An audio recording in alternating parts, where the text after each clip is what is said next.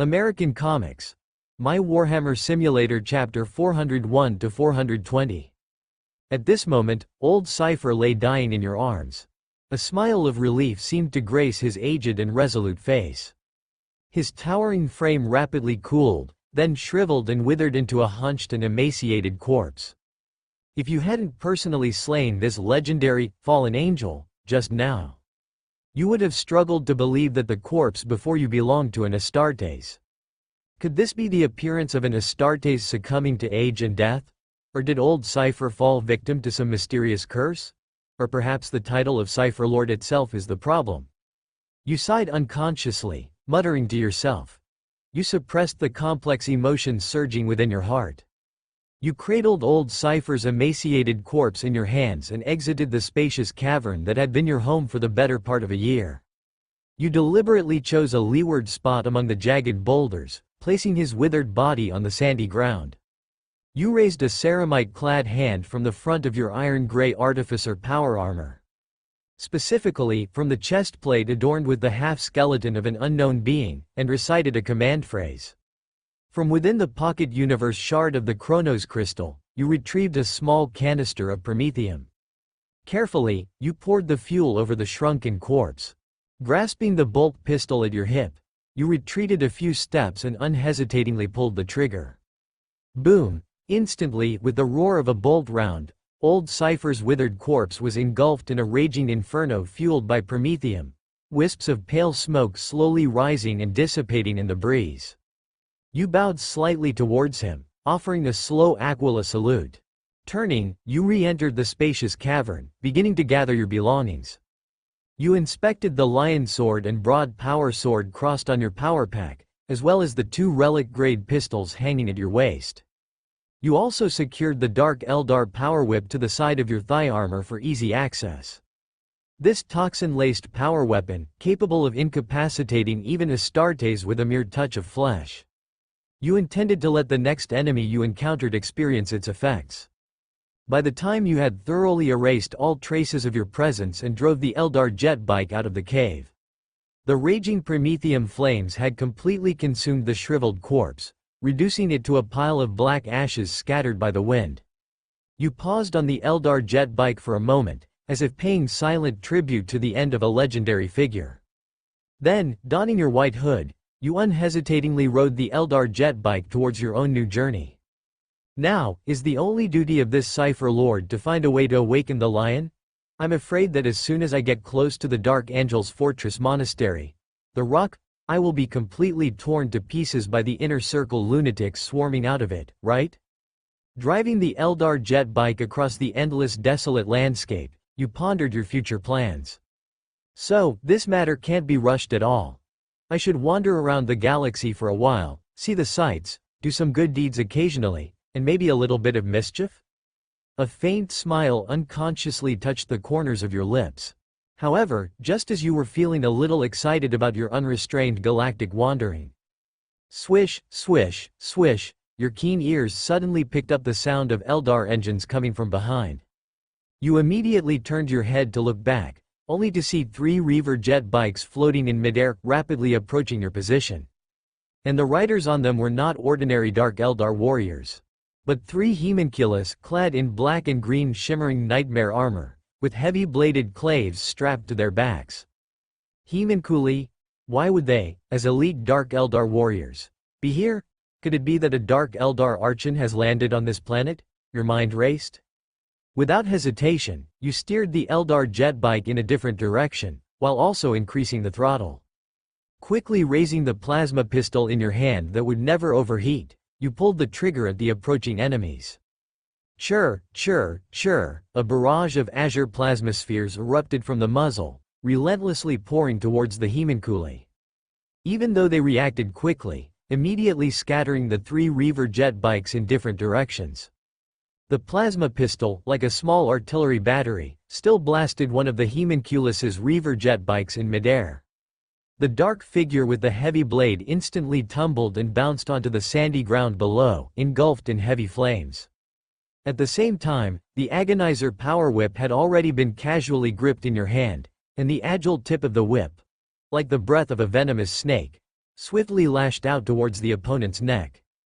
You jumped down from the Eldar jet bike, and the plasma pistol in your other hand almost incessantly pulled the trigger at the homunculus in front of you. The opponent also immediately relied on nimble footwork to jump back and forth, trying to avoid your firepower. However, the next moment, the other two homunculi who had avoided the initial attack returned to the vicinity. Without hesitation, they lifted the claves behind them, stepped on the out-of-control Reaver jet bikes, jumped towards your head, and slashed down. Wearing a white hood, you expressionlessly activated the Chronos crystal's bullet time. With a sudden subtle tremor, an invisible energy field quickly enveloped a radius of 10 meters, completely enveloping the dark figures of the three homunculi. Everything in front of you seemed to be completely slowed down. Even the swift movements of the three homunculi seemed to have entered a viscous glue, while your own actions were not restricted in any way. The agonizer power whip in your palm firmly wrapped around the slender neck of one of the homunculi. And you instantly turned the muzzle of the plasma pistol, continuously pulling the trigger at the two homunculi in midair. Buzz, buzz, buzz, after bullet time quickly faded away. The terrifying plasma spheres had completely covered the two homunculi who had not yet landed, and they had turned into evaporated and exhausted broken corpses without even making a sound. At this moment, the homunculus whose neck was entangled by your power whip seemed to feel great shock and stimulation. It just wanted to draw the clave behind it and launch a counterattack. You immediately and mercilessly yanked the power whip, cutting off the opponent's head along with the twisted horned black helmet. Thump! The elite warrior from the Dark Eldar heavily fell to the ground, making a dull collision sound. In an instant, the three homunculi paid a painful price of life for their underestimation and arrogance. And you also very smartly completed the first massacre after becoming Cypher Lord. The two out-of-control Reaver jet bikes crashed deeply into the ground not far away, splashing up large amounts of sand and gravel. You slowly put away the plasma pistol and went forward, Painbringer power lash in hand, to check the corpse of the Night Lord. Since the Dark Eldar do not have bonezingers, they also lack spirit stones, a precious item that is a special boon to the Eldar themselves and other races. You unexpectedly found an Agonisor mask made from the skin and bones of an unknown race beneath the headless Night Lord's knight armor. This is a very special type of mask that distracts the wearer's opponent during hand-to-hand combat. It is said that the enemy will see their family, loved ones, or idols, thereby completely distracting their focus and leading to defeat. You raised an eyebrow slightly and casually threw the black and white Agonisor mask into the Tesseract vault as a collectible. You also chose a high-quality cleaver broadsword as a trophy from this battle. You activated your power armor and slowly stood up, straddling one of the Eldar jet bikes hovering nearby. You squinted and hesitated for a moment, but ultimately changed the direction of your flight. You sped off towards the direction from which the three Night Lords had attacked. Elite Eldar warriors like the Night Lords are not common raiding parties, so high-ranking Dark Eldar must have come to this planet. You intend to reduce some unnecessary suffering for the local human civilians before leaving this planet. You drove the Eldar jet bike in the afterglow of the setting sun. The white hood gradually dyed a scarlet red by the sunset. And with the arrival of the cold night, you faintly heard the sound of bolter fire and fierce fighting in the distance.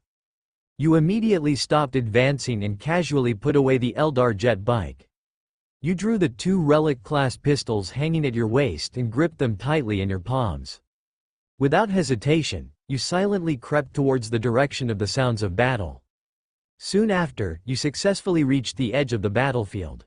You activated your power armor and lay prone on the sand, squinting as you surveyed the surroundings. In the center of a slightly low-lying sand pit, a circular webway portal hovering a foot above the ground was in the process of activating. As many as 50 Dark Eldar warriors, armed with splinter rifles, fired back at the enemy while leaping and dodging around the webway portal. At the same time, a tall, pale female Hecatrix with 6 arms stood near the webway portal. And next to her, 3 large, 4-armed SSLYTH bodyguards guarded their client like metal doors. If you weren't mistaken, those 3 Night Lords came from this place. They either had other plans, or they were sent out on other missions by the Hecatrix employer, and are now waiting for their return. You shifted your gaze and looked towards the other side, engaged in fierce combat with the Dark Eldar. At this moment, 3 tactical squads with Deathwing symbols painted on their thick shoulder armor, plus 1 tactical squad with only 4 members remaining, a total of 19 Astartes, relied on several Land Raider Redeemers as war cover, constantly unleashing suppressing fire towards the Dark Eldar in front of them. You stared at a familiar figure constantly issuing insane roars, a faint, cold smile appearing on the corner of your lips. You crawled back a short distance. You casually opened the pocket dimension shard of the Tesseract vault, searching for suitable weapons and equipment. You immediately saw the Centurion heavy battle armor stored inside. Unfortunately, this thing requires a long and complicated process to barely be used. Right now, you have neither the time to delay nor the corresponding servitors to assist with the installation. Your gaze swept over that set of Centurion heavy battle armor that looked like it came from the Salamanders. You carefully took out 2 whirlwind missile launchers from the Tesseract vault and quickly installed them on the nearby sand. You rummaged through the ammunition supplies once more, and finally found several melta bombs that were very convenient to use. After hanging the melta bombs, you once again crawled to another position on the edge of the battlefield. Chi-chi-chi, accompanied by a burst of ear-piercing sound suddenly cutting through the dark night sky. One by one, the whirlwind missiles quickly ascended into the air and unleashed a terrifying barrage on the Dark Eldar battlefield. The Dark Eldar warriors, who were not heavily armored units to begin with, instantly suffered heavy casualties. After just one barrage, only 20 or so Eldar warriors remained alive. However, the tall female Hecatrix did not seem to feel any fear. She did not care about the loss of Dark Eldar warriors, but immediately raised a pair of thick arms, manipulating a Hecatrix weapon called a despoiler, to launch a deadly volley towards the Dark Angels tactical squad. In an instant, dense green toxic compounds exploded like meteors in the center of one of the tactical squad's ranks. The terrifying toxic substance that quickly corroded power armor and Astartes' flesh caused the injured squad members to instinctively let out painful roars, and then instantly explode into clusters of tragic flesh fragments. Such tragic combat losses also made the remaining Dark Angels unable to investigate the origin of the whirlwind missiles. For Lionel Johnson, they drew their power swords one after another, let out a battle cry, and began to charge towards the Hecatrix and the remaining Dark Eldar not far away. Hiss hiss hiss. The 3 large, 4-armed SSLYTH bodyguards seemed to have heard the order from the Hecatrix. Wearing heavy armor, they immediately wielded 12 cleaver broadswords, like terrifying flaying chariots, and launched a counter-charge against the Dark Angels tactical squad. However, just as the enemy and ourselves were engaged in an even more intense and brutal close combat, you quickly activated your power armor, gripped the relic-class pistols tightly in both hands, and launched a swift assault towards the Hecatrix in front of the webway portal. The Hecatrix, who had been observing the situation on the battlefield, immediately noticed your presence. She just wanted to raise the Hecatrix weapon that had annihilated a tactical squad to fire at you. You, who were charging, suddenly raised the dual pistols in your palms and unleashed a continuous barrage of fire. Once the distance between the 2 sides was sufficient, you also unhesitatingly activated the nearly unsolvable bullet time. Boom boom boom, azure plasma spheres and exploding blast charges continuously bombarded the Bloodreaver's towering form. The light armor, designed to accentuate her lithe curves, erupted in a shower of resin fragments as it instantly triggered the Dark Eldar's unique shimmering force field. The illusory light made the Bloodreaver's slender body flicker slowly, as if she were about to vanish from your sight. But, within bullet time, you could easily discern her every movement. You didn't give the Bloodreaver any more chances to struggle. As bullet time was about to end, you snatched a melta bomb from your power armor's waist. You activated it and immediately threw it at her feet. You rapidly stomped the ground with your magnetic boots, propelling your power armor backward. Crack. When the invisible bullet time surrounding you completely dissipated, the Bloodreaver, her light armor riddled with damage and wounds, instinctively roared in your direction, her remaining 4 arms reaching behind her to grab several guns or melee weapons. But at that moment, the terrifying heat erupting from the ground beneath her vaporized the Bloodreaver's slender form in the blink of an eye, completely incinerating her. Hiss hiss hiss. At this moment, the four-armed serpentine bodyguard, whose only client had been unexpectedly killed, seemed to suffer a tremendous shock and stimulation. They all emitted ear-piercing hisses like whistles, and even the force with which they swung their cleaver broadswords in their palms became more terrifying with each swing. The 13 Dark Angels who were repeatedly fighting and killing the 3 serpentine bodyguards could originally parry frequently with their power swords and agile movements. However, with the death of the Bloodreaver, several Dark Angels, along with their power armor, were split in two by the increasingly berserk four-armed serpents, forcibly cleaved into left and right halves. You coldly scanned the battlefield, offering no support. You slowly retracted the dual pistols in your palms, and then drew a broad power sword from the back of your power pack. Expressionless, you drove your power armor towards the remaining Dark Eldar on the battlefield, initiating a ruthless, extermination-style slaughter. A few minutes later, the Dark Eldar warriors on the battlefield were mostly dead or wounded. Only 7 Astartes Dark Angels still possessed combat capability, and 2 berserk four-armed serpents remained. You casually flicked the blood from the blade of your broad power sword. Suddenly, you reversed your attack direction, driving your power armor towards the 2 sides engaged in the bloody battle. Grasping the broad power sword tightly in your palm, you quickly approached the back of a berserk four-armed serpent. Taking advantage of the moment when it was frantically hacking at a Dark Angel, you stomped the ground hard with both magnetic boots and leapt into the air. The sharp blade, activating its Azure Disruption Field, unhesitatingly slashed at the four-armed serpent's flat head. Chzz. Accompanied by a subtle sound, a serpent's head instantly soared into the sky, and the headless, towering body crashed forward, nearly crushing a battered Dark Angel. At the same time, you landed swiftly and drew a plasma pistol from your waist, unhesitatingly pulling the trigger repeatedly at the berserk serpent that had turned to attack. By the time the four-armed serpent wielding the cleaver broadsword finally reached you, every part of its body was covered in horrific wounds from plasma burns and penetrations, and it finally collapsed in front of your magnetic boots. At this moment, the entire battlefield seemed to fall silent. Only the Dark Angels still standing in place had the occasional faint sound of their helmets' respirator valves. What are you waiting for? He is a fallen angel. And the most important one, Lord Cypher. Make him suffer and repent. Fulfill your duty. Asmodee's mad roar instantly echoed around. One by one, the silent Dark Angels, as if they were activated robots, brandished the power weapons in their palms and pounced on you. You were not surprised and felt no emotional fluctuations. You swiftly raised your broad power sword, easily parrying a power sword's forceful chop. Then, you pushed away the opponent's power sword and slammed the blade, enveloped in a disruption field, into the Dark Angel's ceramite chestplate. You did not completely kill the Dark Angel in front of you. You merely used your exquisite combat skills to temporarily incapacitate him. You drove your power armor forward, inflicting debilitating injuries on each Dark Angel who bravely stepped forward. Your only goal at the moment was Asmodee, who was constantly roaring madly and wielding his power sword as he charged towards you. You immediately lowered your power armor and launched a short-range charge at him.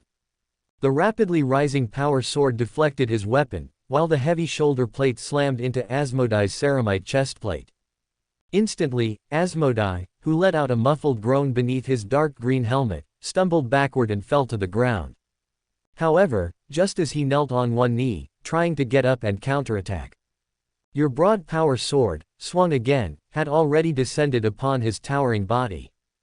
Ah! Accompanied by a tragic roar that echoed around, a thick arm encased in ceramite armor tumbled into the air. The next moment, with the continuous swinging of the broad power sword in your palm, Asmodee's other thick arm also instantly left his towering body and fell to the ground. Expressionless, you stepped forward, and under the angry gazes of the remaining wounded Dark Angels, you once again hacked off Asmodee's 2 thick legs. You had actually turned him into an Astartes human stump writhing and wailing on the ground. Fallen angel, kill me. Why won't you kill me? Asmodee roared madly. Expressionless, you stood in place, holding the broad power sword with blood still dripping from its blade. Your gaze looked down at the extremely pained Asmodai, and you said without pity, death. Asmodai, based on the actions of your inner circle, don't even dream of returning your soul to the throne. Lionel Johnson would be ashamed of you all. Have you personally felt it? Pain. Anger. This is the most common feeling of those suffering human civilians and allied forces who have been harmed by your inner circle, and I'm just letting you experience it temporarily. Moreover, I will not kill you. I will have you placed in a dreadnought, locking this pain into eternal torment. You slightly lifted your white hood, revealing your face to Asmodai. Remember this face, and I welcome you to seek revenge at any time. In fact, I hope you fall to chaos as soon as possible, so that next time I kill you, it will be justified, Asmodai. It's you. You are actually Lord Cypher. How is this possible? This is impossible. Asmodai, whose words became increasingly frantic, writhed violently on the ground like a wriggling caterpillar with his incomplete body. You once again raised your head and glanced at the surrounding dark angels, a cold smile appearing on your lips. Then, without looking back, you carried the lion's sword, wrapped in layers of bandages, on your back, and drove your power armor towards the still open webway gate. And accompanied by Asmodai's intermittent wails and curses, you casually took out a webway crystal orb from the temporal crystal, holding it in front of you.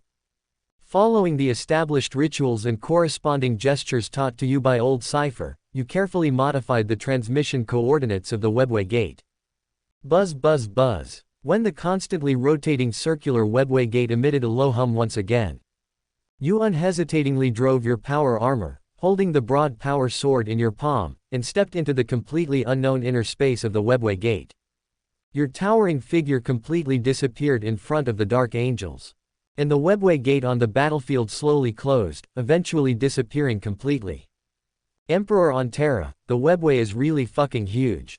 Not long after, you, who were marveling at the spectacular scenery of the webway space, couldn't help but frown. You seemed to hear the faint roar of motorcycle engines beside your ears. You subconsciously tightened your grip on the broad power sword in your palm, searching for the direction from which the sound was coming. Now, as Lord Cypher, you are about to embark on your own legendary journey. And you are still alive. Simulation ended. Duration: 245 days. Close black lens bracket. Open black lens bracket. Available options to retain from this simulation. Close black lens bracket. Open black lens bracket. The Lion Sword Primarch. Close black lens bracket. Open black lens bracket. Note: this is a melee weapon used by Primarch Lionel Johnson during the Great Crusade and the Horus Heresy. Legend says it was forged on Terra by weapon artisans serving the Emperor himself. Close black lens bracket. Open black lens bracket. Note: the Lion Sword is a power sword. Its blade emits a faint light. Whenever it cuts through anything, a mysterious flame bursts forth, igniting everything in its path. Close black lens bracket. Open black lens bracket. Note: the broken Lion Sword was reforged by 6-Wing Commander Hergen and returned to Primarch Lionel Johnson.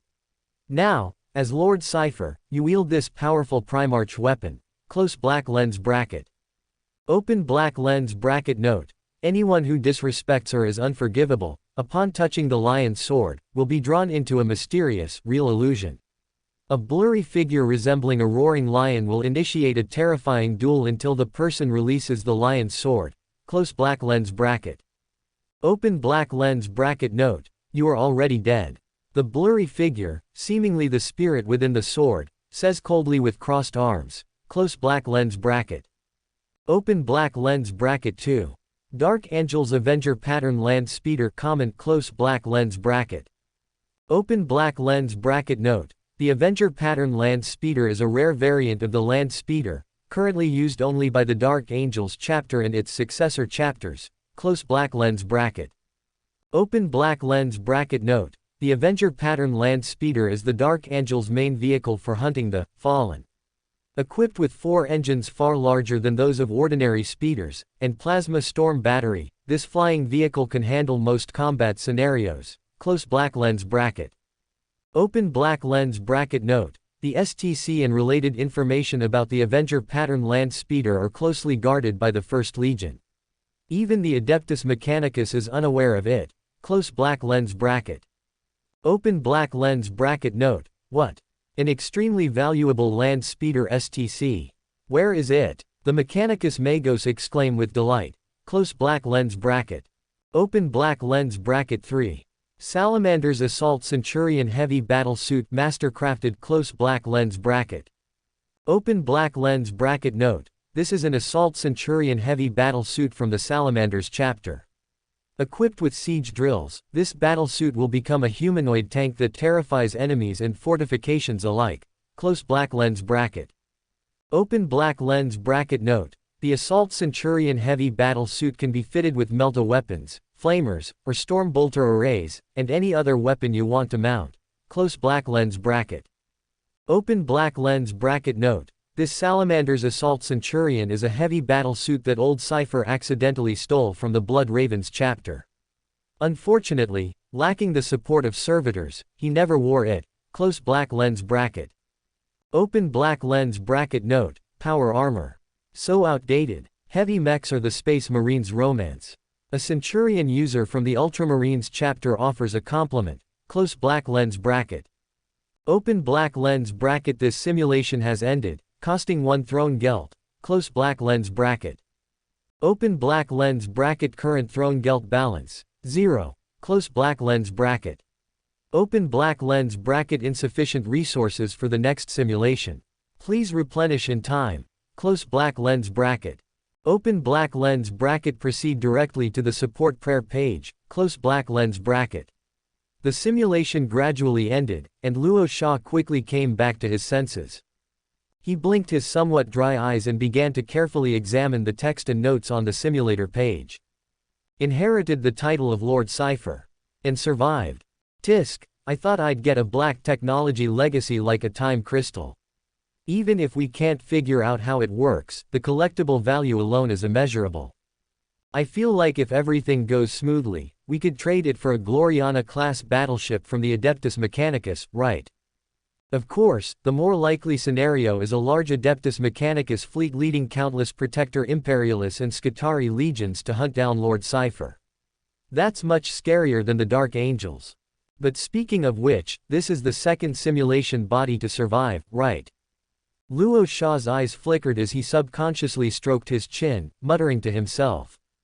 If enough simulation bodies survive in the future, could I ask them to help when I'm on a support mission? It's not impossible, but it's very unlikely. There's no concept of time and space in the warp, but they might not be in the same time as me. Oh well, we'll see if we run into each other. Luo Sha, his thoughts shifting, refocused his attention on the simulator's rewards. The most valuable of these was, of course, the Lion's Sword. Whether as a token to summon the Dark Angels or as a Primarch weapon, it was an excellent choice. However, the Dark Angel's inner circle's almost heretical behavior also gave Luo Sha a very unfavorable first impression. If I have the chance, I must rectify the Dark Angel's inner circle. These guys' obsession with the fallen is almost like a fall into darkness, and they have completely forgotten the duties of the Astartes and the Emperor's ideals. Luo Sha thought expressionlessly, squinting his eyes. Then, shaking his head, he gave up on the Lion's Sword. He slowly turned his gaze to the Avenger pattern land speeder.